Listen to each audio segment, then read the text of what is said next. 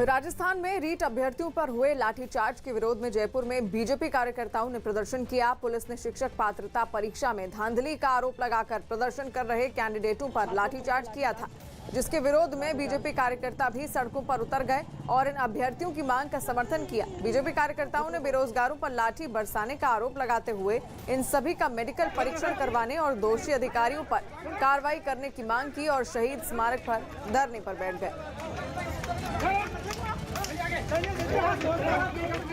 बिहार के मोतिहारी से हैरान करने वाली तस्वीरें सामने आई। वहां ब्लॉक ऑफिस में बदसलूकी के एक आरोपी कर्मचारी को कुछ महिलाओं ने जमकर पीट दिया। आरोप है कि उस कर्मचारी ने बीते कुछ दिनों में वहां पहुंची कई महिलाओं से छेड़खानी की, जिसके विरोध में कुछ महिलाओं ने दफ्तर के अंदर ही उसकी पिटाई कर दी। किसी ने थप्पड़ मारे तो किसी ने उस पर ताबड़तोड़ मुक्के बरसाए। एक दो महिलाओं ने तो चप्पल से भी उसे पीटा।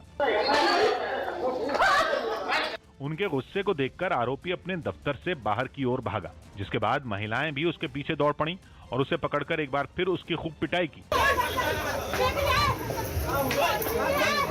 इस दौरान वहां एक पुलिस वाला भी दिखाई दिया, जिससे आरोपी कर्मचारी ने मदद की गुहार लगाई, लेकिन वो चुपचाप वहां खड़ा रहा और उसके सामने ही काफी देर तक ये हंगामा होता रहा। इससे पहले एक महिला उस कर्मचारी को झाड़ू से पीटती नजर आई। बताया गया कि बाद में आरोपी के खिलाफ सबने मिलकर थाने में शिकायत भी दर्ज कराई। प्रधानमंत्री नरेंद्र मोदी आज स्वच्छ भारत मिशन और अमृत अभियान के दूसरे चरण की शुरुआत करेंगे। स्वच्छता अभियान के पहले चरण की कामयाबी के बाद उसे बनाए रखने और नए मकाम तक पहुंचाने के लिए पीएम मोदी की पहल पर तैयारी की गई है। इस अभियान के तहत अगले 5 वर्षों के अंदर शहरों से निकलने वाले कचरे का वैज्ञानिक प्रबंधन किया जाएगा, जिससे शहरों में कूड़े के पहाड़ बनने की नौबत नहीं आएगी। इसी तरह देश के सभी शहरों में हर घर को नल के कनेक्शन से जोड़ा जाएगा। साथ ही शहरों के सीवेज के पानी को साफ कर दोबारा इस्तेमाल के लायक बनाया जाएगा। उत्तराखंड के चमोली से एक चौंकाने वाली तस्वीर सामने आई, जहां पहाड़ का बड़ा सा हिस्सा टूटकर सड़क पर गिर गया। घटना वाली जगह से थोड़ी दूरी पर खड़े कुछ लोगों ने इस घटना का वीडियो अपने मोबाइल में रिकॉर्ड किया, जिसमें पहाड़ से पत्थर और मिट्टी गिरती नजर आई। थोड़ी ही देर में पहाड़ का बड़ा सा हिस्सा भी टूटकर नीचे गिर गया। इतनी भारी तादाद में मलबा गिरने से सड़क पूरी तरह बंद हो गई। जिस जगह से पहाड़ टूटा वहां से काफी देर तक बड़े बड़े पत्थर गिरते रहे। ऐसी ही एक तस्वीर बद्रीनाथ हाईवे से भी सामने आई। वहां भी पहाड़ खिसकने की वजह से रास्ता पूरी तरह बंद हो गया। बताया गया कि बद्रीनाथ हाईवे बंद होने की खबर मिलते ही प्रशासन ने तुरंत उसे खोलने का काम शुरू कर दिया। मुंबई के सोनीपत बापट मार्ग के फिनिक्स मिल पर हुआ हादसा सीसीटीवी कैमरे में रिकॉर्ड हो गया। इसमें दिखाई दिया कि एक गाड़ी वाला यू टर्न ले रहा था और एक 2 व्हीलर वाला उसको बचाने के चक्कर में दूसरी पटरी पर गया, जहां सामने से आ रही बाइक के साथ उसकी भिड़ंत हो गई। हादसे में घायल दोनों लोग अस्पताल में भर्ती कराए गए हैं। उत्तर प्रदेश के चंदौली में एक बीजेपी नेता को सब इंस्पेक्टर से बदसलूकी करना महंगा पड़ गया। थाने में पुलिस वालों को धमकाने के आरोप में उसे गिरफ्तार कर लिया गया। दावा किया गया कि बीजेपी के एक नेता की 2 दिन पहले पिटाई हुई थी, जिसके विरोध में कुछ लोग थाने में प्रदर्शन करने जुटे और इसी दौरान एक शख्स बातचीत के बीच खड़ा हुआ और उसने थाने में मौजूद एसआई यानी सब इंस्पेक्टर को धमकाना शुरू कर दिया। उसने आगे आकर पुलिस वाले के कंधे पर हाथ मारा और जान से मारने की धमकी भी दी। जैसे ही वीडियो वायरल हुआ, पुलिस वाले की शिकायत पर आरोपी को गिरफ्तार कर लिया गया। अभी उसको गिरफ्तार कर लिया गया है और अग्रिम विधिक कार्रवाई की जा रही है। हालांकि इस दौरान वहां कई और लोग भी मौजूद दिखे, जिन्होंने आरोपी को रोकने की कोशिश की, लेकिन उसने किसी की नहीं सुनी। मुंबई के पास कल्याण स्टेशन पर आरपीएफ की 2 महिला कांस्टेबल ने एक शख्स की जान बचाई। हुआ ये कि चलती ट्रेन के दौरान एक शख्स ट्रेन में बैठे अपने रिश्तेदार को बैग देने की कोशिश कर रहा था कि तभी उसका पैर फिसल गया। उसी दौरान महिला कांस्टेबलों ने उससे दूर खींच लिया और वो ट्रेन की चपेट में आने से बच गया। तस्वीरें भी आप देख रहे हैं, महाराष्ट्र के कल्याण की ये तस्वीरें हैं। किस तरीके से 2 महिला कांस्टेबल एक शख्स को बचाती हुई नजर आ रही हैं दौड़कर। तस्वीरों के जरिए आप अंदाजा लगा सकते हैं कि उस वक्त क्या स्थिति रही होगी। चलती ट्रेन से एक शख्स ने इस शख्स को बैग पास करने की कोशिश की और तभी वो ट्रेन की चपेट में आने से बच गया। पश्चिम बंगाल के आसनसोल में बीते 2 दिन से हो रही बारिश लोगों के लिए आफत बन गई। आसमान से बरस रही इस मुसीबत की वजह से गारोई और नुनिया नदी आफान पर आ गई। और उन नदियों का पानी वहां के कई इलाकों में जा घुसा, जिसने वहां रहने वाले लोगों की परेशानी इस कदर बढ़ा दी कि वो घर और बाहर हर जगह सिर्फ इस मुसीबत से छुटकारा पाने के तरीके ढूंढने लगे। वहां के एक इलाके से जो तस्वीरें सामने आई, उनमें सड़क पर पानी ऐसे बहता दिखा जैसे कोई नदी हो। उस पानी में सामान ढोने वाली गाड़ियों से लेकर बड़े बड़े ट्रक भी फंस गए और उस इलाके में बनी झोपड़ियां तो जैसे कहीं गुम ही हो गईं। छोटे छोटे बच्चे तमाम जो परेशानी का सामना करना पड़ता है। वहां के एक दूसरे इलाके से सामने आई तस्वीरों में कई मकानों की पहली मंजिल तक पानी भर गया। ऐसे में उनके अंदर जाने का रास्ता भी बंद हो गया। इन हालात में उन मकानों में रहने वाले लोगों ने छत पर पहुंचकर मुश्किल में पड़ी अपनी जान को सुरक्षित रखने की कोशिश की। मुंबई से डीएन नगर इलाके से एक हैरान करने वाला वीडियो सामने आया। वहां ट्रैफिक पुलिस के एक जवान ने जब कार सवार को रोकना चाहा तो उसने कार रोकने की जगह जवान पर ही चढ़ाने की कोशिश की, जिसके बाद जान बचाने के लिए जवान कार के बोनट पर बैठ गया, लेकिन कार चलाने वाला शख्स इसके बाद भी नहीं रुका। वो बोनट पर बैठे जवान के कई बार रोकने के बावजूद भी कार चलाता गया। हालांकि पुलिस ने दावा किया कि गाड़ी का नंबर नोट करने के बाद आरोपी की तलाश तेज कर दी गई है। यूरोप के देश स्लोवेनिया में कोरोना वैक्सीन लगवाने के खिलाफ जोरदार प्रदर्शन किए गए। कोरोना फैलने की रफ्तार को देखते हुए वहां की सरकार ने हर किसी के लिए वैक्सीन लगवाना जरूरी कर दिया है, लेकिन वहां वैक्सीन लगवाने से एक महिला की मौत होने का दावा किया गया, जिसके बाद सरकार के इस फैसले का विरोध भी शुरू हो गया। सैकड़ों की भीड़ सड़क पर उतर आई और वहां की संसद की तरफ बढ़ने लगी। हालांकि पहले से ही तैनात पुलिस ने लोगों को रास्ते में ही रोक दिया, लेकिन भीड़ नहीं मानी और आगे बढ़ती रही। बाद में पुलिस ने भीड़ पर पानी की बौछार शुरू कर दी, तब जाकर लोगों को वहां से हटाया जा सका। इससे पहले इन लोगों ने मार्च निकाला और सरकार से वैक्सीन पर नियम बदलने की मांग की। If we don't stand up for ourselves, for mankind, then we are done. लेकिन बाद में ये लोग चेतावनी के बावजूद आगे बढ़ने लगे, जिसके बाद पुलिस को भी मोर्चा संभालना पड़ा। इटली के मिलान शहर में पुलिस और प्रदर्शनकारियों के बीच जोरदार झड़प हो गई। असल में वहां एक क्लाइमेट समिट होनी है, जिसमें इटली के प्रधानमंत्री भी शामिल होंगे, लेकिन उसके विरोध में पर्यावरण के लिए काम करने वाले लोग सड़क पर जमा हो गए। पुलिस ने उन्हें हटाया तो मामला गर्म हो गया और बात हाथापाई तक पहुंच गई।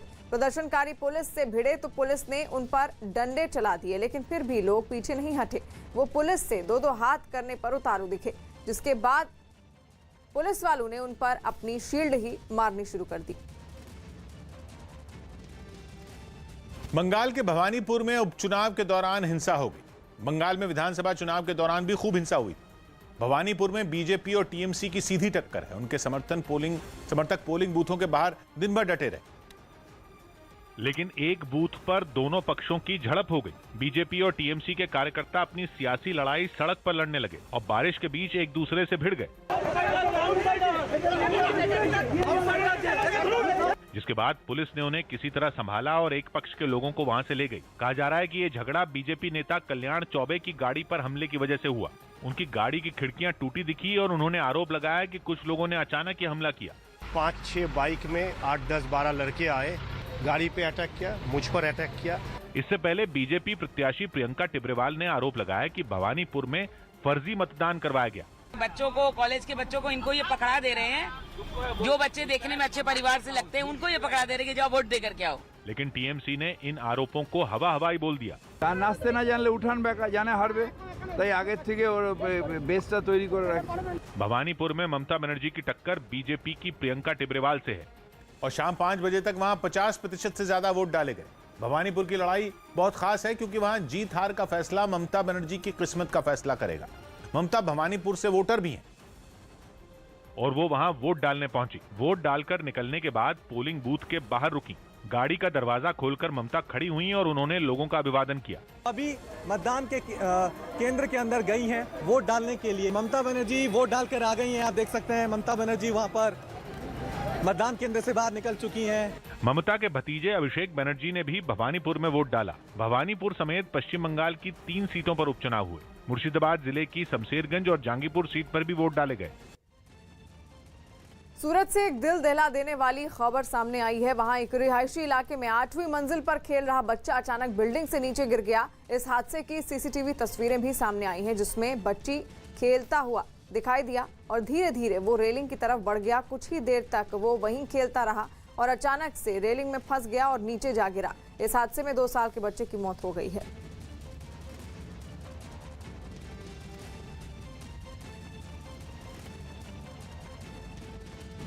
उत्तर प्रदेश के गोरखपुर में कानपुर के रहने वाले कारोबारी की मौत के मामले में पुलिस वालों पर गाज गिरी और 6 आरोपी पुलिस वालों को सस्पेंड कर दिया गया।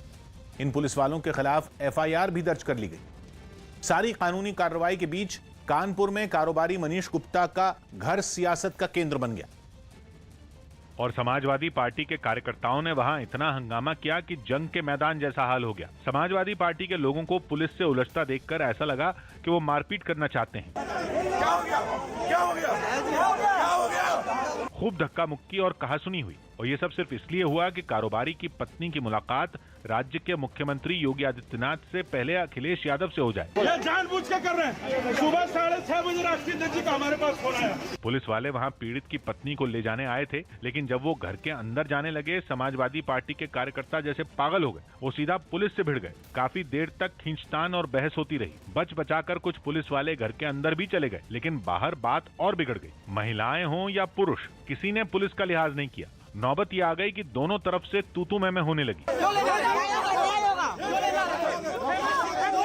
जैसे तैसे पुलिस ने उन्हें धक्का देकर वहां से हटाया।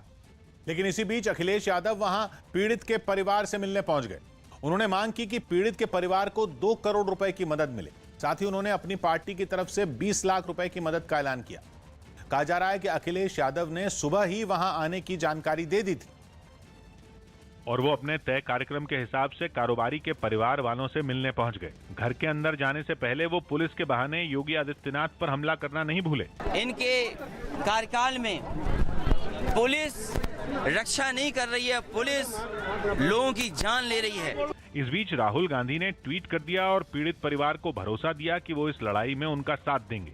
विरोधी भले ही राज्य की योगी सरकार को कटघरे में खड़ा करें, लेकिन मुख्यमंत्री ने साफ कर दिया कि दोषी पुलिस वाले हों या कोई और, उन्हें बख्शा नहीं जाएगा। मैंने उसी दिन गोरखपुर पुलिस को कहा था कि इसमें तत्काल मुकदमा दर्ज होना चाहिए और दोषी कोई भी हो बख्शा नहीं जाएगा। कारोबारी मनीष गुप्ता की पत्नी भी मुख्यमंत्री से मिलने के बाद संतुष्ट दिखी और उन्होंने उम्मीद जताई कि उनके साथ अन्याय नहीं होगा। उन्होंने मेरी सरकारी नौकरी वाली दरखास्त भी मंजूर करी है और अविराज के फ्यूचर के लिए भी कुछ धनराशि देने के लिए कहा है। मुख्यमंत्री ने मनीष गुप्ता की पत्नी की हर वाजिब मांग मानी, जिनमें उनकी सरकारी नौकरी की मांग भी शामिल है।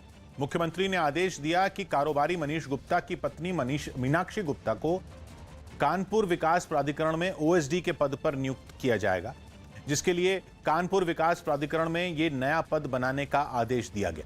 इसके अलावा उन्होंने इस मामले की सीबीआई जांच की मांग भी मान ली। साथ ही केस को गोरखपुर से कानपुर ट्रांसफर कर दिया गया। इसके अलावा मनीष गुप्ता के बेटे की पढ़ाई के लिए आर्थिक मदद का भी भरोसा दिया गया। यही नहीं, यूपी पुलिस ने ट्वीट करके जानकारी दी कि इस मामले में 6 आरोपी पुलिस वाले निलंबित किए जा चुके हैं और उनके खिलाफ एफआईआर दर्ज हो चुकी है। इसके अलावा गोरखपुर के एडीजी, डीआईजी और एसएसपी को जांच के बाद सख्त कार्रवाई के भी निर्देश दिए गए।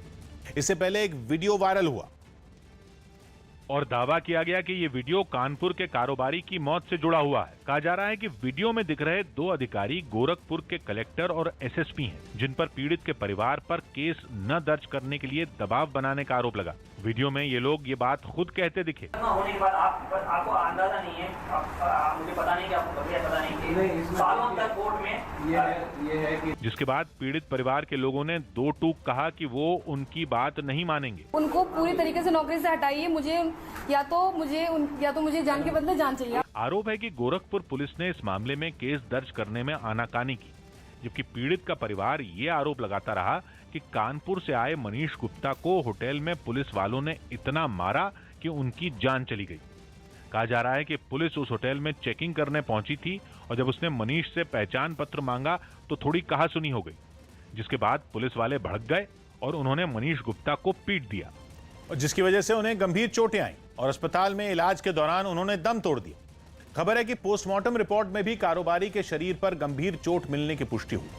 पता चला कि पोस्टमार्टम रिपोर्ट में बताया गया कि मनीष गुप्ता के पूरे शरीर पर चोट के निशान मिले, खासकर कोहनी, सिर और मांसपेशियों में गहरे जख्म दिखे। पोस्टमार्टम एक पैनल ऑफ डॉक्टर्स के द्वारा कराया गया, उसकी वीडियोग्राफी भी कराई गई और जब मृतक के परिजन वहां पहुंचे हैं, उन्होंने जो भी लिख के दिया वही एफआईआर दर्ज की गई।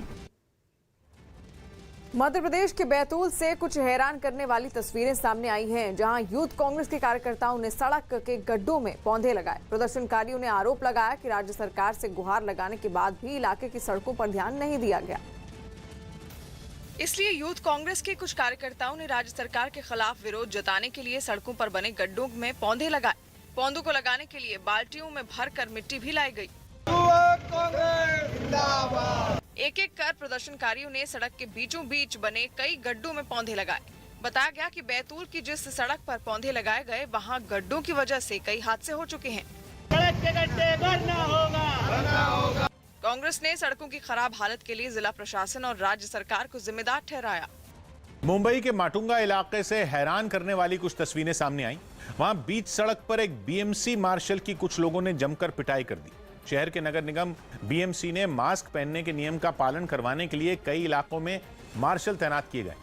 बताया गया कि इस मार्शल ने भी एक महिला से मास्क नहीं पहनने पर जुर्माना मांगा, जिसके बाद कुछ लोगों ने उस बीएमसी मार्शल पर ऐसे हमला बोला जैसे उसने कोई गुनाह कर दिया हो।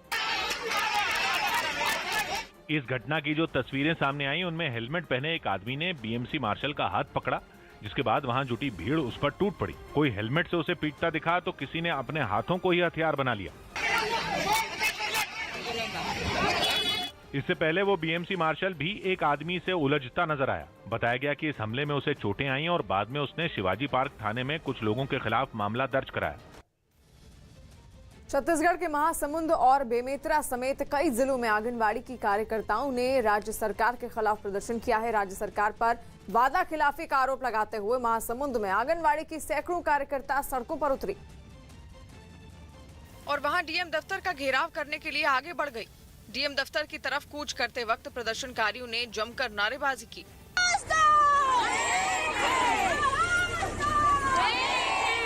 प्रदर्शन कर रही आंगनबाड़ी की कार्यकर्ताओं ने सरकार के सामने अपनी 6 मांगे रखी, जिनमें सबसे पहली मांग है कि उन्हें एक तय दर से वेतन दिया जाए। अपनी इन्हीं मांगों को लेकर प्रदर्शनकारियों ने डीएम दफ्तर के बाहर खूब हंगामा किया। राज्य सरकार तक अपनी बात पहुंचाने के लिए इस बार आंगनबाड़ी कार्यकर्ताओं ने एक दिन की हड़ताल की, लेकिन मांगे न माने जाने की सूरत में उन्होंने बड़े आंदोलन की चेतावनी भी दी। अगर हमारी मांग पूरी नहीं होती है तो आगामी 24 अक्टूबर को हम लोग फिर से एक दिवसीय हड़ताल करेंगे। महासमुंद के अलावा बेमेतरा से भी आंगनबाड़ी कार्यकर्ताओं के प्रदर्शन की तस्वीरें सामने आई। वहां एक जगह जुटकर प्रदर्शनकारियों ने खूब नारेबाजी की और राज्य सरकार तक अपनी बात पहुंचाने की कोशिश की। अफगानिस्तान की राजधानी काबुल में पढ़ने लिखने का हक मांग रही महिलाओं का मुंह तालिबान ने गोली चलाकर बंद कर दिया। वहां महिलाओं का प्रदर्शन खत्म कराने के लिए तालिबान ने हवा में फायरिंग कर दी। तालिबान को अफगानिस्तान पर कब्जा जमाए 1.5 महीने से ऊपर हो गया, लेकिन अब भी वहां से उनके आतंक की खबरें आना बंद नहीं हो रही। और खास तौर पर महिलाएं तो पहले दिन से तालिबान के निशाने पर हैं। ऐसे में जब कुछ महिलाएं शिक्षा की वकालत करने काबुल में सड़क पर उतरी तो तालिबान प्रदर्शन रुकवाने पहुंच गए, वो भी हथियार लेकर, मानो दुश्मन से जंग लड़ने जा रहे हों। सिर्फ 6 महिलाएं प्रदर्शन कर रही थी, लेकिन उन आधा दर्जन महिलाओं से भी तालिबान इस कदर बिफर गए कि उन्होंने बंदूक ही चला दी। महिलाओं के नारे बड़ी ही बेरहमी से गोली की गूंज में दबा दिए गए। वो तो शुक्र रहा कि गोली हवा में ही चलाई गई। वैसे तो तालिबान महिलाओं और पुरुषों के बीच फासले की बात करते हैं, लेकिन प्रदर्शन रोकने के लिए वो एक प्रदर्शनकारी से छीना झपटी करने से भी नहीं चूके। तस्वीरों में तालिबान का एक लड़ाका प्रदर्शन कर रही महिला का मोबाइल फोन छीनता नजर आया। उनकी ये काली करतूत दुनिया के सामने भी ना आ पाए, इसके लिए उसने मीडिया के कैमरे भी बंद करवा दिए। एक कैमरामैन इस घटना को रिकॉर्ड कर रहा था, लेकिन तालिबान के एक लड़ाके ने उसे रोक दिया। कैमरा ऑफ कर। ये तो सिर्फ एक तस्वीर थी। अफगानिस्तान की एक टीवी डिबेट का भी जो वीडियो सामने आया, उसमें तालिबान के एक सदस्य की बात सुनकर यह पता चल गया कि तालिबान अपने बदल जाने का चाहे जितना दम भर लें, महिलाओं के प्रति उनका रवैया दकियानूसी ही है। रंग जज़ाब नवी आतर आगिन नवी दे कोर च वजी खुशबीदार नवी दरियाम दा चे दगा बोटानी आवाज वन कई। साफ है कि तालिबान के सत्ता में आने के बाद भी उनकी हरकतें वही आतंकियों वाली हैं। तुरंत बात बात पर बंदूक चलाना और सरेआम महिलाओं के लिए फरमान सुनाना। झारखंड के बोकारो से एक चौंकाने वाली तस्वीर सामने आई है, जहां एक कार सवार शख्स उफनते नाले में फंस गया। बताया गया कि उफनते हुए नाले को पार करने की कोशिश में उसकी कार सैलाब में पलट गई और वो शख्स भी पानी में तेज बहाव में फंस गया। तुरंत कुछ लोग उसकी मदद के लिए पहुंचे और एक रस्सी उस शख्स तक पहुंचाई गई। उसने रस्सी को अपने शरीर से बांधा और हाथों में भी लपेटा, लेकिन तभी पानी के तेज बहाव में उसका पैर फिसल गया। कुछ देर तक तो उसने गाड़ी को पकड़कर खुद को बहने से बचा लिया, लेकिन फिर उसका हाथ भी छूट गया। इतने में किनारे खड़े लोगों ने भी तुरंत रस्सी को खींचना शुरू कर दिया और सैलाब के बीच से उस शख्स को सुरक्षित बाहर निकाल लिया गया। चंडीगढ़ में पंजाब भवन के बाहर उस वक्त हंगामा खड़ा हो गया जब पक्की नौकरी की मांग कर रहे होमगार्ड के जवान और नर्स बड़ी संख्या में वहां इकट्ठा हो गए। ये प्रदर्शनकारी इस मुद्दे पर मुख्यमंत्री चरणजीत सिंह चन्नी से मुलाकात करने के लिए वहां जुटे, लेकिन पंजाब भवन के बाहर पहले से तैनात पुलिस वालों ने उन्हें आगे बढ़ने से रोकने की कोशिश की। वो प्रदर्शनकारी भी काम आने वाले थे। वो लोग इस बात पर अड़े रहे कि वो मुख्यमंत्री से बातचीत किए बिना वहां से नहीं लौटेंगे। ऐसे में पुलिस ने जबरन उन्हें अपनी गाड़ी में बिठाना शुरू कर दिया। इसके लिए उनके साथ जबरदस्ती करनी पड़ी, जिसका वो लगातार विरोध करते रहे। सिर्फ एक या दो नहीं, बल्कि प्रदर्शन में शामिल कई लोगों को इसी तरह गिरफ्तार किया गया। इससे पहले जब पुलिस वालों ने उन्हें पंजाब भवन की तरफ बढ़ने से रोका, तब भी उन्होंने पुलिस की इस कार्रवाई का खुलकर विरोध किया। प्रदर्शन के दौरान नर्सों ने पंजाब सरकार से पक्की नौकरी की मांग की। कह रहे हैं 30 को आप अपना बोरिया बिस्तरा उठाएं और घर चले जाएं। कैसे चले जाएं हम घर, जब हमने कोरोना महामारी में काम किया। प्रदर्शनकारी इस बात पर अड़े हैं कि जब तक उनकी मांग पूरी नहीं होगी तब तक वो पीछे नहीं हटेंगे। पंजाब में कांग्रेस अध्यक्ष पद छोड़कर बागी बनते नवजोत सिंह सिद्धू वापस पार्टी की राह पर आ गए हैं। मुख्यमंत्री चन्नी के साथ 2 घंटे की मुलाकात के बाद सूत्र बता रहे हैं कि सिद्धू पार्टी अध्यक्ष पद पर बने रहेंगे, क्योंकि उनकी ज्यादातर मांगें मान ली गई हैं। सरकार और पार्टी के बीच बेहतर तालमेल बनाए रखने के लिए एक कोऑर्डिनेशन कमेटी बनाई जाएगी, जिसमें खुद सिद्धू, चन्नी और हाईकमान के सदस्य होंगे। ये कमेटी हर हफ्ते मीटिंग करेगी और राह के कांटे निकालेगी। सवाल ये है कि क्या सिद्धू ने पार्टी को ब्लैकमेल किया? क्या सिद्धू आगे फिर नाराज नहीं होंगे? करीब 2 घंटे चली बैठक के बाद मुख्यमंत्री चरणजीत सिंह चन्नी पंजाब भवन से निकले तो मीडिया से कोई बात किए बगैर चले गए। लेकिन तब तक ये खबर बाहर आ चुकी थी कि चन्नी और सिद्धू की मुलाकात में बिगड़ी बात बन चुकी है। चन्नी के जाने के बाद पंजाब भवन में परगट सिंह, कुलजीत नागरा और लाल सिंह के साथ सिद्धू की बैठक जारी रही। बताया गया कि बैठक के बाद सिद्धू का अंदाज बदल चुका था, यानी मुख्यमंत्री चन्नी से बातचीत के बाद नवजोत सिंह सिद्धू पंजाब कांग्रेस के अध्यक्ष पद पर बने रहने के लिए तैयार हो गए। सारी कांग्रेस एकजुट होगी, कांग्रेस एक है, कल को आपको पता चल जाएगा सारा कर रहे हैं, पीसी भी करेंगे। बैठक में सिद्धू ने मुख्यमंत्री चन्नी के सामने विवाद वाले मुख्य मुद्दे रखे। उन्होंने संगठन और सरकार के बीच तालमेल बिठाकर एक साथ काम करने की शर्त रखी। उन्होंने सरकार से जनता से किए वादे पूरे करने को कहा और चुनावी अभियान चलाने का जिम्मा संगठन पर छोड़ने को कहा। उन्होंने भरोसेमंद और ईमानदार अफसरों को नियुक्त करने की शर्त रखी और खास तौर पर डीजी और एजी की नियुक्ति को मुद्दा बनाया। इसके अलावा सिद्धू ने भ्रष्टाचार के आरोपों की जांच के लिए एक कमेटी बनाने की भी मांग की। बताया गया कि सिद्धू की ज्यादातर मांगों को मानने के लिए चन्नी तैयार हो गए। इस विवाद का जो समाधान निकला, माना जा रहा है कि इसका ऐलान कैबिनेट की बैठक के बाद होगा। कैबिनेट की अगली बैठक की तारीख 4 अक्टूबर तय कर दी गई है। इससे पहले चंडीगढ़ के जिस पंजाब भवन में मुलाकात का वक्त 3 बजे मुकर्रर किया गया था, वहां नवजोत सिंह सिद्धू पहुंचे ही करीब आधे घंटे लेट। सिद्धू के पंजाब भवन पहुंचने से पहले समझौता कराने वाली कमेटी के सदस्य परगट सिंह वहां पहुंच चुके थे और सिद्धू के पहुंचने के बाद वहां पहुंचे मुख्यमंत्री चन्नी। बताया गया कि इस बातचीत में कांग्रेस आलाकमान की तरफ से पर्यवेक्षक के रूप में हरीश चौधरी भी मौजूद रहे। बैठक में कुलजीत नागरा, परगट सिंह, लाल सिंह बुलारिया और बाबा हेनरी भी थे। पहले दौर की बैठक के बाद सीएम चन्नी और सिद्धू ने अकेले में कुछ देर बातचीत भी की। बैठक के दौरान ही राजकुमार वेरका भी पंजाब भवन पहुंचे। पटियाला से चंडीगढ़ का रास्ता 1.5 घंटे का है, लेकिन सिद्धू 2 बजे तक अपने घर में थे। सिद्धू ने 2 बजे के बाद ही पटियाला छोड़ा, चंडीगढ़ निकले। इसके पहले दिल्ली में कांग्रेस के पूर्व अध्यक्ष राहुल गांधी सोनिया गांधी से मुलाकात कर रहे थे। ये मुलाकात जब तक चली, सिद्धू अपने घर में रहे। मुलाकात खत्म होते ही सिद्धू पटियाला से चंडीगढ़ के लिए निकले। सोनिया और राहुल की मुलाकात का चन्नी और सिद्धू की बैठक से कोई रिश्ता था या नहीं, इस पर तो कुछ नहीं कहा गया। लेकिन बैठक में उठाए गए मुद्दों पर सहमति बनने से पहले ही विरोधी दल तंज कसते नजर आए। ये सारी कैबिनेट ही दागी है, किसको निकालोगे? सारी कांग्रेस ही दागी है।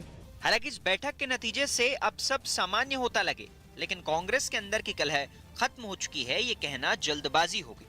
पंजाब कांग्रेस के पूर्व अध्यक्ष सुनील जाखड़ ने एजी और डीजीपी की नियुक्ति पर सवाल उठाए जाने को लेकर जो ट्वीट किया वो बहुत कुछ कहता है। जाखड़ ने अपने ट्वीट में कहा कि अब बस बहुत हुआ, मुख्यमंत्री को नीचा दिखाने की कोशिश खत्म की जानी चाहिए। एजी या डीजीपी की नियुक्ति पर सवाल खड़े करने का मतलब सीएम पर सवाल खड़ा करना है। ये वक्त सभी तरह की शंकाओं को दूर करने का है। उत्तर प्रदेश के उन्नाव से एक चौंकाने वाला वीडियो सामने आया। वहां एक महिला को अकेला पाकर बदमाश ने उसकी चेन लूटने की कोशिश की, पर उसने जबरदस्त हिम्मत दिखाई और लुटेरे से भिड़ गई, जिसका एक सीसीटीवी वीडियो भी सामने आया, जिसमें वो महिला सड़क पर खड़ी दिखाई दी और ठीक उसके पीछे मोटरसाइकिल सवार एक बदमाश उस पर नजर गड़ाए दिखा।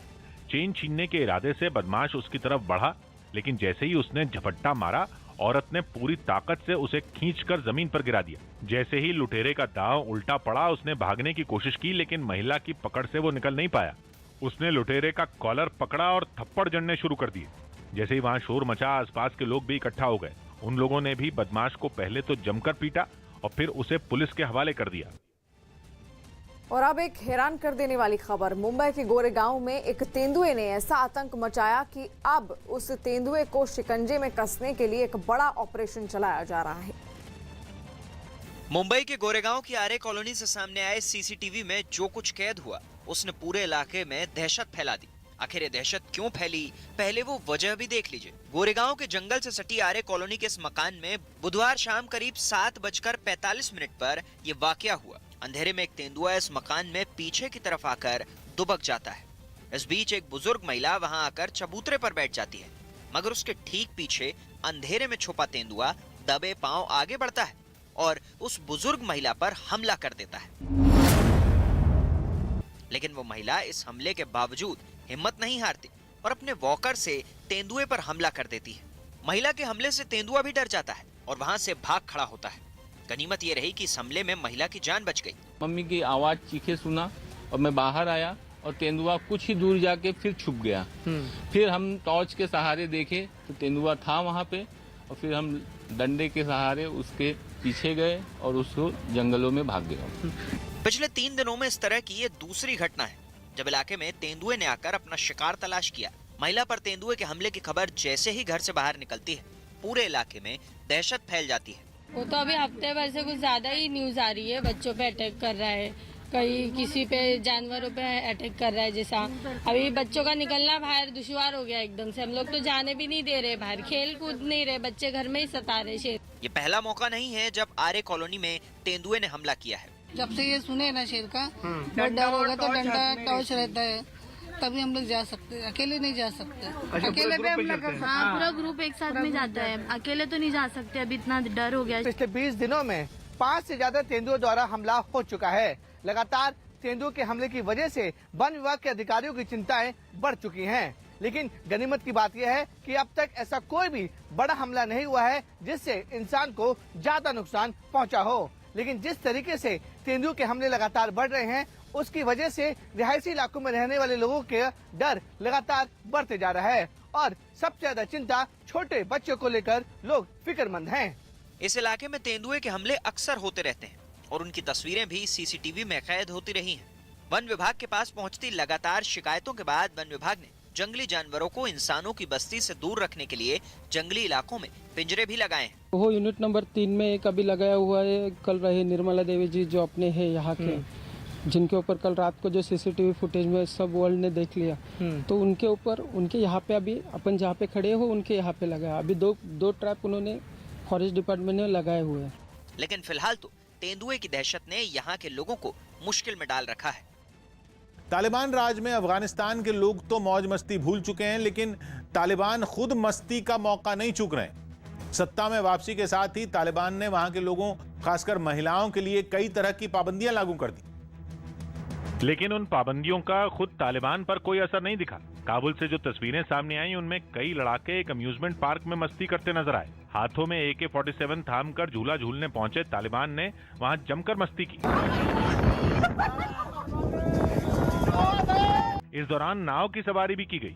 नावों पर कुछ लड़ाके झील की सैर करते नजर आए। हालांकि इस दौरान पूरे पार्क में कोई और नहीं दिखा, सिर्फ हथियारबंद तालिबान ही सैर सपाटा करते दिखाई दिए। राजस्थान में रीट अभ्यर्थियों पर हुए लाठीचार्ज के विरोध में जयपुर में बीजेपी कार्यकर्ताओं ने प्रदर्शन किया। पुलिस ने शिक्षक पात्रता परीक्षा में धांधली का आरोप लगाकर प्रदर्शन कर रहे कैंडिडेटों पर लाठीचार्ज किया था, जिसके विरोध में बीजेपी कार्यकर्ता भी सड़कों पर उतर गए और इन अभ्यर्थियों की मांग का समर्थन किया। बीजेपी कार्यकर्ताओं ने बेरोजगारों पर लाठी बरसाने का आरोप लगाते हुए इन सभी का मेडिकल परीक्षण करवाने और दोषी अधिकारियों पर कार्रवाई करने की मांग की और शहीद स्मारक पर धरने पर बैठ गए। बिहार के मोतिहारी से हैरान करने वाली तस्वीरें सामने आई। वहां ब्लॉक ऑफिस में बदसलूकी के एक आरोपी कर्मचारी को कुछ महिलाओं ने जमकर पीट दिया। आरोप है कि उस कर्मचारी ने बीते कुछ दिनों में वहां पहुंची कई महिलाओं से छेड़खानी की, जिसके विरोध में कुछ महिलाओं ने दफ्तर के अंदर ही उसकी पिटाई कर दी। किसी ने थप्पड़ मारे तो किसी ने उस पर ताबड़तोड़ मुक्के बरसाए। एक दो महिलाओं ने तो चप्पल से भी उसे पीटा। उनके गुस्से को देखकर आरोपी अपने दफ्तर से बाहर की ओर भागा, जिसके बाद महिलाएं भी उसके पीछे दौड़ पड़ी और उसे पकड़कर एक बार फिर उसकी खूब पिटाई की। इस दौरान वहां एक पुलिस वाला भी दिखाई दिया, जिससे आरोपी कर्मचारी ने मदद की गुहार लगाई, लेकिन वो चुपचाप वहां खड़ा रहा और उसके सामने ही काफी देर तक ये हंगामा होता रहा। इससे पहले एक महिला उस कर्मचारी को झाड़ू से पीटती नजर आई। बताया गया कि बाद में आरोपी के खिलाफ सबने मिलकर थाने में शिकायत भी दर्ज कराई।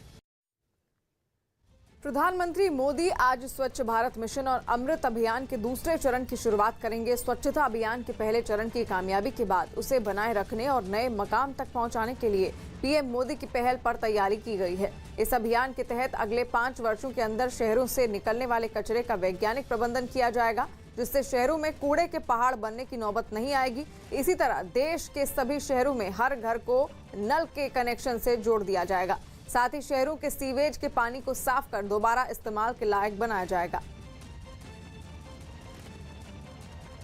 उत्तराखंड के चमोली से एक चौंकाने वाली तस्वीर सामने आई, जहां पहाड़ का बड़ा सा हिस्सा टूटकर सड़क पर गिर गया। घटना वाली जगह से थोड़ी दूरी पर खड़े कुछ लोगों ने इस घटना का वीडियो अपने मोबाइल में रिकॉर्ड किया, जिसमें पहाड़ से पत्थर और मिट्टी गिरती नजर आई। थोड़ी ही देर में पहाड़ का बड़ा सा हिस्सा भी टूटकर नीचे गिर गया।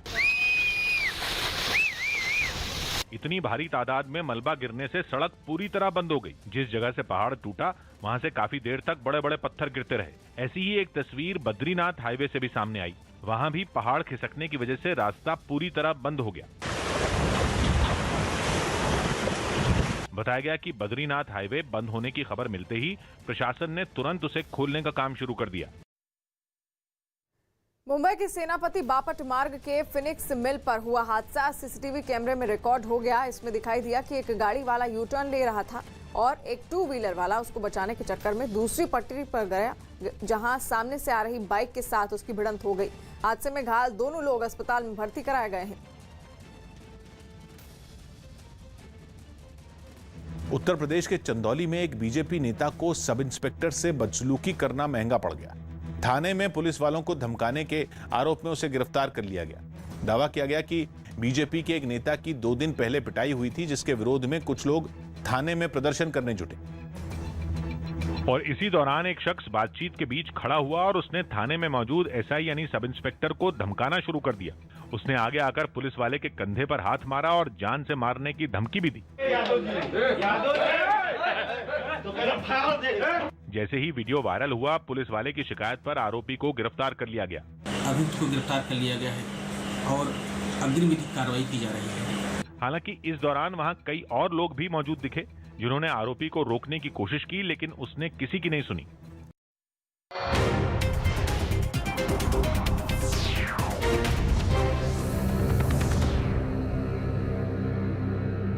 के अंबेडकर नगर में पुलिस ने एक चेन स्नैचर को गिरफ्तार कर लिया।